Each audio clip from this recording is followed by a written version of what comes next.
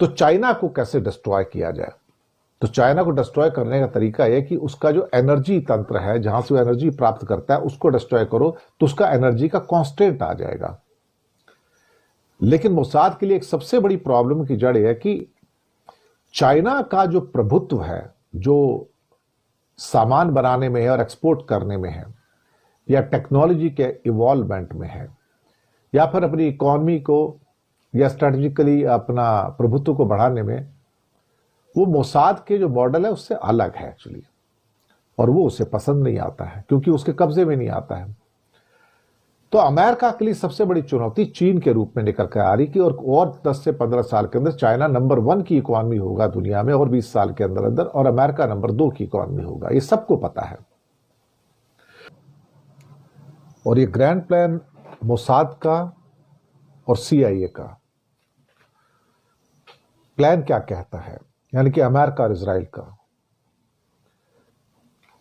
एक बात अमेरिका को पता लग गई है कि उसकी जो वेस्टर्न हेजीमोनी थी, या जो वेस्टर्न सुपरमेसी थी,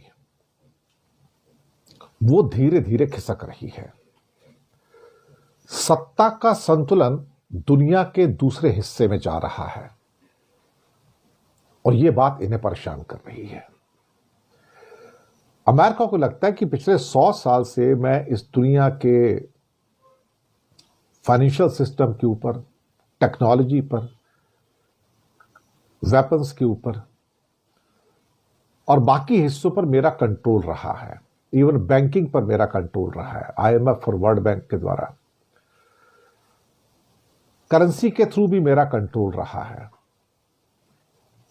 इस कंट्रोल को बरकरार रखने के लिए क्या किया जाना चाहिए?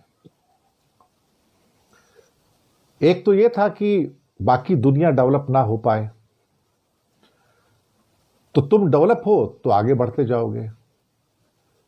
और अगर बाकी दुनिया डेवलप हो रही है और वहां से कुछ ऐसी संभावनाएं उठती हैं जो आपकी हेजीमोनी को, या आपके जो समीकरण हैं जो 100 साल से चले आ रहे हैं, उसको चुनौती दे, तो फिर एक रास्ता यह भी है कि उसका गला काट दिया जाए। यानी कि अगर मेरी हाइट इतनी है और सामने वाले की हाइट भी इतनी है, तो मुझे अपना कद बढ़ाने के लिए थोड़ा उससे ऊपर जाना होगा। और अगर वो नहीं हो पाता तो फिर एक है कि जो सामने वाला आदमी उसका गला काट दो, तो उसका कद अपने आप छोटा हो जाएगा आपसे। उसके साइज को कट कर दो। अमेरिका और इजराइल को लगा कि जो पहला वाला फार्मूला है, जहां हमारा कद ऊंचा रहता था, वो तो फेल हो रहा है। तो अब अपनी हेजीमोनी या अपना जो मोनोपोली है उसको कैसे मेंटेन किया जाए? तो उसका एक रास्ता है कि सामने वाले को मार दिया जाए, खत्म कर दिया जाए, उसकी सुख को, उसकी समृद्धि को, उसका कत्ल कर दिया जाए। यह बात सबसे पहले उन्होंने लागू करने की दुनिया की कई देशों में कोशिश की और कामयाब भी हुए। वो ऐसी बात नहीं कामयाब नहीं हुए। उन्होंने अपनी टेक्नोलॉजी बेची, मिलिट्री वेपन्स बेचे, IMF वर्ल्ड बैंक के थ्रू लोन देके लोगों को गुलाम भी बनाया। लेकिन गुलाम बनाते बनाते ये भूल गए कि दुनिया के दूसरे खित्ते में, एक दूसरी जगह पे एक नया सुल्तान आ रहा है, और वो सुल्तान उनकी सल्तनत को चुनौती दे रहा है, और वो सुल्तान का नाम है चीन। अब मिलिटरली हो, इकोनॉमिकली हो, टेक्नोलॉजिकली हो, या फिर करेंसी वाइज भी हो, ये सुल्तान जो है पुरानी सल्तनत को चुनौती दे रहा है।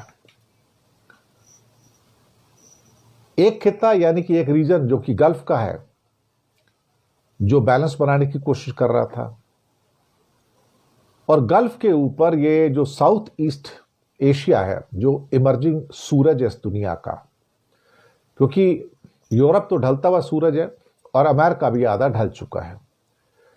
तो इस ढलते हुए सूरज को वापस से उसकी मोनोपोली को मेंटेन करने के लिए मोसाद का ये ग्रैंड प्लान आता है CIA के साथ मिलके, कि कुछ ऐसा किया जाए कि दुनिया की समृद्धि को बर्बाद कर दिया जाए। चूंकि अब हम उसका मुकाबला नहीं कर सकते हैं, तो एक हो सकता है कि इनको बर्बाद कर दिया जाए।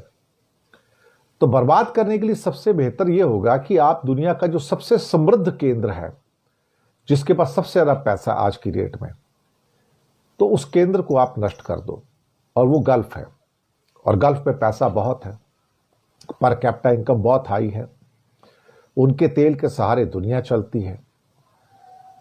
तो कहीं ना कहीं जब गला काटने की बारी आई तो पहले सोचा कि इसी को नष्ट किया जाए, क्योंकि गरीब आदमी को मार के हमें इतना फायदा अभी नहीं मिलेगा जितना अमीर को मार के मिलेगा।